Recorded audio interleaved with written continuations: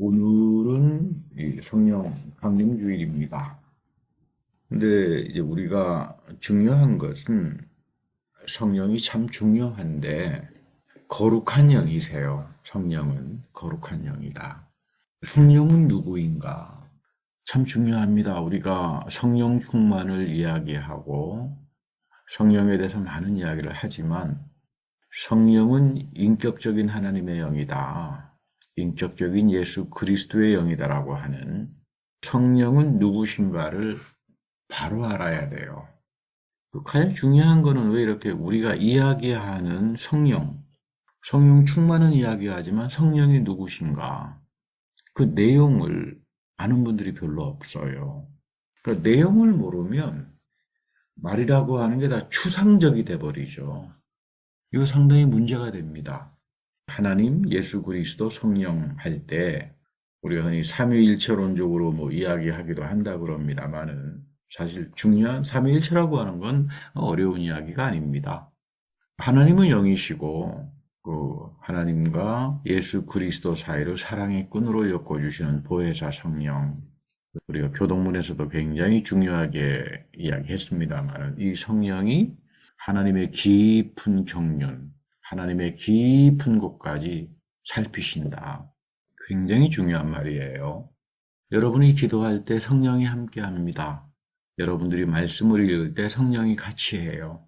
특별히 뭐 유대인들은 아침 시간에 성경을 읽을 때 항상 내 영혼에 성령이 함께 한다라고 하는 그런 전통이 있어요. 그래서 아침에 눈 뜨면 꼭 성경을 읽는 그런 아주 좋은 습관들이 있는데 요한복음에서는 보혜사라 그래요. 보혜사.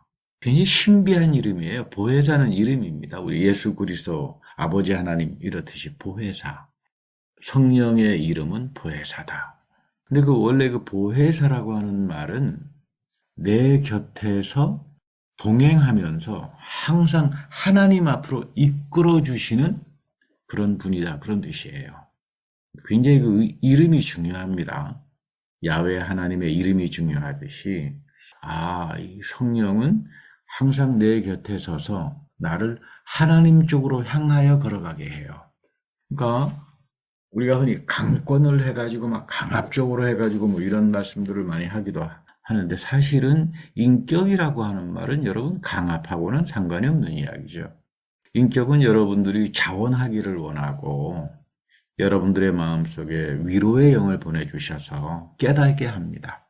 그러니까 성령은 내 곁에 서서 인격적으로 나와 동행하면서 내가 좀 잘못된 길을 걸어갈 때, 또 잘못된 생각을 할 때 오히려 옆에서 슬퍼하세요. 성령은. 성령을 슬퍼하게 하지 마라. 사도 바울이 그런 말을 하죠. 내 안에 있는 성령을 슬퍼하게 하지 마라. 언제 성령께서 슬퍼하시나? 내 멋대로, 내 마음대로 가게 되면 하나님하고 뜻을 거슬러서 가게 되잖아요. 거슬러서 가게 되면 성령이 슬퍼하세요. 왜냐하면 성령은 하나님의 깊은 경륜까지도 아시기 때문에, 나를 위한 뜻을 아시기 때문에 하나님이 종목사야, 너를 위한 뜻이 이런 거야, 나에게 늘 가르쳐 주길 원하는데 제가 맨날 내 생각에 꽂혀가지고 내 고집 부리고 내 멋대로주의로 자꾸 빠지다가 보면 하나님과 내 사이에 소통이 안 되잖아요. 막혀버리잖아요. 그래서 우리가 흔히 성령을 가장 중요하게 여길 때 회개의 영이라고 말을 합니다. 보혜사란 말을 여러분들이 내용적으로 알아야 돼요. 보혜사는 내 곁에서 인격적으로 항상 내가 기도하고 예배하고 성경을 읽을 때 또는 하나님을 위해서 봉사를 할 때 나를 향해서 하나님을 향한 뜻을 알게 해주시는 그런 분이로구나. 내가 잘못된 생각을 하고 내가 허물 가운데 있을 때 슬퍼하시는구나. 내가 절대로 이 성령을 슬퍼하게 해서는 안 되지. 성령이 내 안에 살아계셔야 하나님이 나를 향한 뜻을 알게 하고 내가 깨닫기 시작하고 그 첫 번째 단계가 회개예요. 그러니까 여러분, 우리가 이 회개라고 하는 말을 잘 이해해야 됩니다. 우리 구약에 보면 막 통곡하고 애통하고 이렇게들 이야기하지만 신약에 들어오기 시작하면 회개라고 하는 말이 의미가 달라져요. 구약에 보면 뭐 니느웨에서 막 심지어 강아지까지 막 베옷을 입고 회개했다는 그런 말이 나옵니다만은 요나가 가서 말씀을 전할 때 주로 구약에는 어떤 그 사회적인 범죄, 구약 시대에는 신정 사회니까 말씀으로 다스려진 말씀이 율법이 곧 법이었으니까 거기 빗나가게 되면 감옥도 가고 그러겠죠. 근데 오늘 신약 시대에 들어오게 되면은 하나님의 말씀이 법이 되는 게 아니에요. 우리 시대는 더 그렇죠. 다 세상적인 법이 있죠. 신약 시대에 들어오게 되면 철저하게 회개라고 하는 말은 예수 그리스도 앞에서 인격적으로 돌아서는 그런 뜻을 가져요. 항상 내가 내 삶이 예수 그리스도를 내가 인격적으로 만나면서 그 안에 복음 안에 담겨져 있는 축복을 향해서 내가 바라보고 살아간다. 여러분 이게 회개의 참 뜻입니다.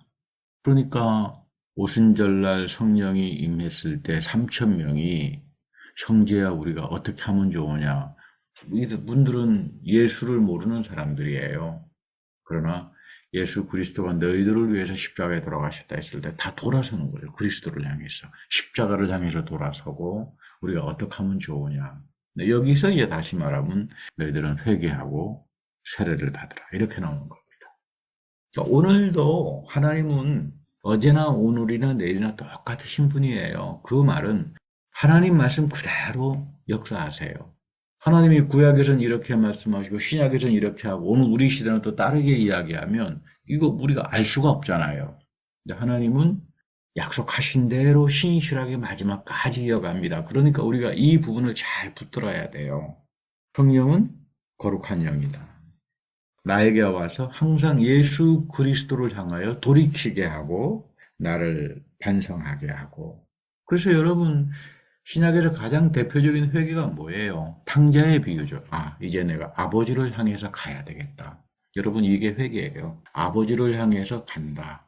그리스도를 향해서 내가 이제는 돌이켜야 되겠다. 그래서 거룩한 영이라고 하는 겁니다.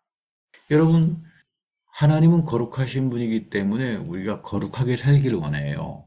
그런데 우리는 거룩하지 못합니다, 인간은. 하나님이 성령을 통해서 여러분들을 거룩하게 만듭니다. 그게 예배예요. 제가 여러 번 말씀드립니다. 왜 예배가 소중한가? 하나님이 내 삶을 하나님 보시기에 거룩하게 여겨주시는, 거룩하게 만들어가는 과정이 예배이기 때문에 이 속에서 우리는 하나님께 간구하게 되고, 특별히 그 보혜사 말씀을 하시면서 예수님이 그런 말씀하시죠. 간구하라. 그러니까 성령이 내 안에 있을 때 하나님의 뜻을 알게 하고 그 뜻을 가지고 기도할 때 내가 다 이루겠다. 그러니까 여러분 성령은 너무나 이 신비로운 축복이에요. 나의 기도를 하나님께 상달하게 하고 그 기도가 나에게 이루어지게 하고 그러려면 저는 여러분들이 모두가 다 이런 기도의 축복을 받고 살기를 원하는데 그러려면 다른 길이 없어요. 회개해야 돼요. 근데 그 회개는 막 가슴치고 뭐 이런 이야기 아니라 영이 가난해져야 돼요. 신약에서 이야기하는 회개는 영이 가난한 자예요. 여러분, 영이 가난한 사람들이 회개하죠. 난 하나님 앞에서 참 갚을 수 없는 이 탕감의 복을 받고 살아간다. 이런 영이 가난한 사람들이 회개를 하지. 자기를 돌이키고, 난 가질 거 누릴 거 다 가지고 있어 하면은 하나님께 돌이킬 수 있는 그런 인생이 되기 어렵죠. 우리 디모데후서 3장 2절에 보면 바울이 그런 말 합니다. 마지막 때 사람들은 자기를 사랑하고 돈을 사랑하고 모든 것을 돈으로 판단하고 안하무인격으로 교만해지고 또 3절에 보면 무정해지고 원한을 풀지 않고 이게 마지막 때 나타나는 인간성들의 모습이에요. 여러분 돈이라고 하는 건 중요한 겁니다. 근데 돈을 가진 사람이 막 상대방을 모함하고 막 사나워지고 선한 것을 좋아하지 않으면 여러분 권력이라고 하는 건 중요한 거죠. 국회의원이 된다는 것은 나라를 위해서 봉사하는 자리잖아요. 정치가. 정치가 건강해지면 백성들의 삶이 참 편안해지고 좋잖아요. 어떤 면에서 보면 아마 제가 경험한 바로는 정치를 그래도 가장 잘하는 나라가 독일이에요. 국회의원들 수준들이 좋습니다. 거기는 국회의원이 되려면 꼭 국가에서 운영하는 정치학교를 2년간 다녀서 수료증을 받아야만, 누가 여당으로 가든 야당으로 가든 간에 정치교양학과에서 전문 소양을 쌓아야만 정계로 들어갈 수 있어요. 그리고 이 독일 사람들은 코알리치온이라 그래서 그 여당이든 야당이든 굉장히 대화를 소중하게 여기고 서로 합력합니다. 초당적으로. 그리고 시민들의 삶을 고단하게 하지 말아야 된다. 어쨌든 이 오늘 사도 바울이 이런 자리로는 가지 마라. 이 마지막 때의 인간성은 믿음하고는 상관이 없는 거다. 이것 사람들은 하나님의 진리를 대적하는 사람들이다. 우리가 하나님의 진리를 대적하지 않고 위로를 받고 하나님 보시기에 참으로 나를 의롭게 여겨주시는 복된 인생이 되려면 항상 내 안에 성령이 있어야 돼요. 성령을 간구하고 성령을 사랑해야 되고 여러분들의 마음속에 있는 성령을 슬프게 하지 말아야 되고 근심하게 하지 말아야 되고 그래서 사도 바울이 아주 유명한 말을 합니다. 이 세대는 경건의 모양은 있는데 경건의 모양이라고 하는 건 위선 떤다 이 말이에요. 아, 나 뭐 교회 잘 다녀. 나 뭐 이런 위선들은 많이 떠는데 경건의 능력이 없어요. 여러분 경건의 능력이라고 하는 건 뭘까요? 기도응답이에요. 보혜사 성령이 여러분들 안에 살아있을 때 기도에 넘치는 보응과 응답들이 나타납니다. 그거를 경건의 능력이라고 해요. 저는 여러분들이 이 경건의 능력을 가지고 살았으면 참 좋겠어요. 오늘 그 디모데에 보면 본문에 사도 바울이 얀네와 아브레라고 하는 사람을 말합니다. 출애굽에 보면 이 두 사람은 모세를 대적했던 사람인데 출애굽에는 이 이름이 안 나와요. 근데 이 사람의 이름이 어디에 나오냐면 타굼 성경에 나옵니다. 타굼. 타굼 성경은 여러분 뭐 이제 많이 들어서 아시겠습니다만은 70인역이라고 주전 3세기 300년도에 그 알렉산드리아가 워낙 유명한 로마의 도시였기 때문에 거기에 사는 유대인들을 위해서 다 그리스 말을 썼기 때문에 그리스어로 번역한 게 70인역입니다. 근데 그 시대에 비슷하게 타굼이라고 하는 말은 히브리어 옛날 말이에요. 현대 히브리어가 아니라 그 옛날 히브리 말로 구약 성서를 번역합니다. 그러니까 이것은 알렉산드리아는 그리스 말로 된 70인역을 사용하지만 타굼으로 번역한 말은 예수님 당대 갈릴리랄지 팔레스티나 거기서 회당에서 사용하고 그랬어요. 아람어로 번역된 성경이에요. 아람어로. 그 아람어로 번역된 성경에 보면 얀네와 야브네라고 하는 말이 나옵니다. 아, 이 누구냐 하면 모세가 아론이 바로왕에게 가서 내 백성을 출애굽해야 되겠다 했을 때 방해를 했던 그 진리를 적대했던 술사들이에요. 애굽의 술사 두 사람의 이름이 야브네와 얀네입니다. 타굼, 아람어라고 하는 말은 뭐 여러분 뭐 대표적으로 마라나타, 뭐 달리다 쿰, 엘로이 엘로이 라바 사박다니 이건 히브리어가 아니라 고전어 히브리어인 방언이었던 예수님도 이 말을 쓰셨어요. 이거 이제 우리 아람어죠. 이 아람어로 번역된 성경에 이제 이 사람들의 그 얀네와 야브네라고 하는 이름이 이제 나옵니다. 출애굽에 보면 아론이 지팡이로 뱀이 되는 이적을 베푸니까 애굽의 술사들도 따라하잖아요. 그 두 사람이 있었는데 그 두 사람의 이름이 이겁니다. 바울이 지금 이야기하는 건 뭐냐면 마지막 때에 이런 자들이 계속 나타난다. 그것도 어디에? 교회 안에. 참 안타까운 이야기예요.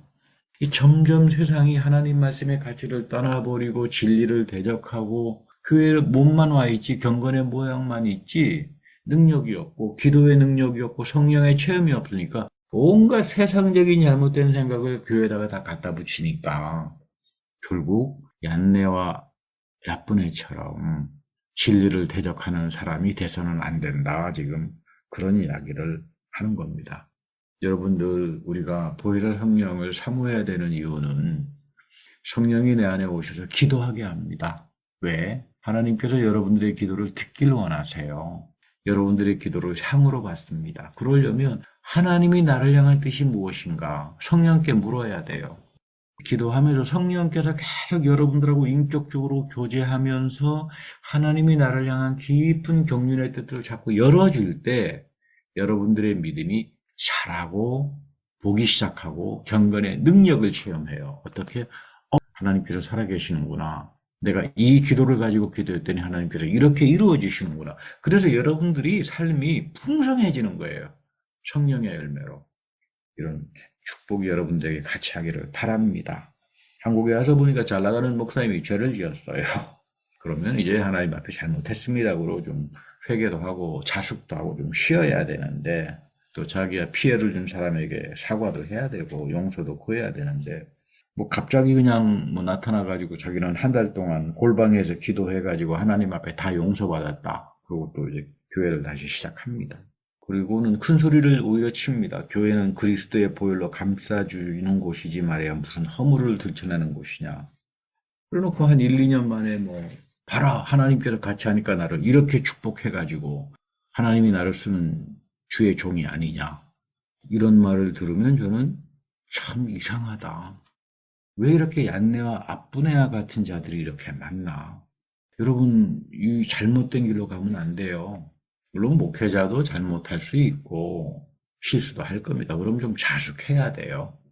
기도도 하고 돌아보기도 하고 혼자서 골방 가서 다 용서받았다고 그러고 나와가지고는 큰 소리 치면 그거 여러분 얀네와 얍분네처럼 마지막 때 시대의 사람들이지 성경이 말하는 하나님이 사랑하는 그런 의로운 사람들은 아닙니다. 그럼 누가복음 19장은 유명한 삭개오의 회개예요. 아, 삭개오 속에는 성령이 역사했다. 삭개오는 세리장이죠. 큰 부자입니다. 이거 나쁜 사람입니다. 그 로마의 세금장 하면서 유대 백성들 돈을 과하게 이제 착취하고 살았던 사람인데 그 여리고에 살았는데 여리고는요. 이 뽕나무 그리고 향유 여기에 세금을 매기는 제도가 있었어요. 그러니까 뽕나무 또는 돌무화과 나무라고 이야기합니다만 거기는 굉장히 숲들이 우거져 가지고 거기서 이제 중요한 재료들도 나오고 또 그 밑에 가서 그늘에 가서 쉬기도 하고 이런 것들을 다 이렇게 세금을 매기는 사람이에요. 향유를 빼기도 하고 특히 여리고는 뭐 아주 유명했죠. 뽕나무하고 향유로. 워낙 많으니까 길거리에 워낙 달려 있었던 게 돌무화과 나무라고 이제 부르기도 합니다만. 그리고 제사장들하고 레위인들이 사는 그런 종교적인 도시예요. 여리고가. 근데 이제 워낙 입이 무성해서 사람이 구위로 올라가면 밑에서 보이지 않습니다. 근데 예수님이 지나간다고 하니까 삭개오가 나무 위에 올라가서 예수님을 이렇게 쳐다보는 거예요. 구 위에 올라가면 밑에서 잘 보이겠지. 근데 예수님께서 아셨어요. 위에서 삭개오가 나를 쳐다보는구나. 그래서 오늘 8절에 보면 삭개오야 속히 내려와라. 속히. 너 거기서 뭐하냐 그런 말이에요. 빨리 내려와 이런 뜻이에요. 그러니까 이 삭개오야 너 나를 숨어서 볼 필요 없다. 사실은 내가 너를 만나러 왔다 그 말이에요. 이게 참 큰 사랑이죠. 삭개오는 감격합니다. 오늘도 부활하신 주님은 성령을 통해서 너 가서 쓸데없는 데 가서 가 있지 마라. 속히 나에게 돌아오라. 그 음성을 여러분들에게 끊임없이 하는데 제가 이 마지막 때 진리를 대적하고 성령을 슬프게 하는 그런 삶들을 살다가 보면 우리가 이 놀라운 능력의 그리스도를 만나지 못하고 살아갈 때가 많습니다. 근데 여기에 보면 삭개오의 참 아름다운 고백이 나와요. 저의 절반은 가난한 자들에게 다 나누어 주겠습니다. 그리고 내가 나쁜 짓을 해서 속여서 빼앗은 적이 있다면 내 값을 갚겠습니다. 이거 신명기 토라의 원리입니다. 그러니까 너희들이 잘못된 길로 사람을 착취하고 하게 되면 네 배로 갚아주어라. 그러니까 여기 지금 보면 삭개오에게 성령이 역사하는 거예요. 그리스도의 음성을 들으면서 자원하는 마음이 생겨요. 언제 뭐 예수님이 야, 너 나쁜 짓 했지? 그 나쁜 짓 한 거 다 돌려줘. 이렇게 말 안 합니다. 오늘도 성령께서는 여러분들에게 오시면 나를 깨닫게 해서 자원하게 만들지. 아, 내가 이렇게 살아야 하나님께서 나를 아름답게 복되게 하시겠구나. 그래서 예수님은 이 삭개오의 회개에 합당한 열매를 맺으며 살아온 그 징표로 이 가정에 구원이 임했다. 이건 놀라운 이야기입니다. 이 가정에 구원이 임했다. 예수님 당시에 살았던 사람들은 참 좋았겠다. 예수님이 구원 자체니까 구원을 베풀어 주시니까 얼마나 많은 구원을 누리고 그 복을 가지고 당대에 살았을까 하는 생각을 해보지만 정작 성경을 들여다보면 오히려 예수님을 적대한 사람들이 더 많았지 그 구원의 축복과 신령한 복을 누리며 사는 사람들은 별로 없어요. 여러분 오늘도 우리가 조심해야 됩니다. 이 세상의 가치보다는 저는 여러분들이 이 그리스도의 복을 가지고 살기를 원하는데 회개하는 사람, 항상 하나님을 향하여 그리스도를 향하여 돌이켜서 살아가는 사람. 삭개오처럼 영이 가난한 사람. 그렇죠? 가장 회개의 대표는 모세잖아요. 떨기나무 앞에서 모세야 거기는 거룩한 곳이니까 너 신발을 벗어라. 여러분 이게 회개예요. 네, 영이 가난한 사람으로 항상 하나님 앞에 살아갈 때 삭개오처럼 예수 그리스도 앞에서 영이 가난한 사람으로 살아갈 때 자원하는 심령을 성령이 주십니다. 여러분들 마음속에 자원하는 마음이 생길 때 꼭 행하세요. 아이 뭐 다음에 시간 날 때 하지. 또 뭐 남사스럽게 왜 갑자기 내가 또 이런 생각을 하나. 갑자기 내가 교회 봉사를 하고 싶어진다. 갑자기 내가 누구에게 참 좋은 말이라도 한마디 해주고 싶다. 그럼 그때 전화하고 격려를 해주고. 그 여러분 성령이 주시는 마음들이에요. 성령께서 굉장히 기뻐하세요. 내 안에 자원하는 마음이 생길 때, 그리고 말씀을 들을 때 깨달음이 올 때, 아, 내가 이 문제 가지고 기도해야 되겠구나. 깨달아 보니까 하나님께서 나에게 보혜사 성령을 통해서 이런 기도를 하길 원하는구나. 여러분, 그 기도해야 돼요. 하나님께서 기뻐하게 듣고 바랍니다. 우리 삭개오는 굉장히 아름다운 삶을 살았어요. 초대교회 그 초대 비숍이 주교였죠. 굉장히 그 사람들에게 칭찬을 들었던 그 비숍으로 초대교회에 굉장히 많은 그 봉사를 하다가 하나님 앞에 갔다. 그런 이제 이야기를 합니다. 우리가 소중하게 여겨야 됩니다. 성령은 보혜사 성령이다. 그리고 이 보혜사 성령은 인격적인 분이고 거룩한 분이다. 내 곁에 서서 항상 하나님을 향하여 돌이키게 한다. 탕자가 아버지를 향하여 갔듯이 삭개오가 예수 그리스도를 향하여 자원하는 마음을 가지고 신명기의 원리를 가지고 살았듯이 오늘도 이 성령은 여러분들에게 찾아와서 하나님이 너를 향한 뜻이 이거다. 이걸 가지고 붙들고 기도하라. 그리고 경건의 능력, 여러분들의 기도를 하나님께서 응답하시면서 경건의 능력으로 성령의 열매를 맺게 하는 분이 보혜사 성령입니다.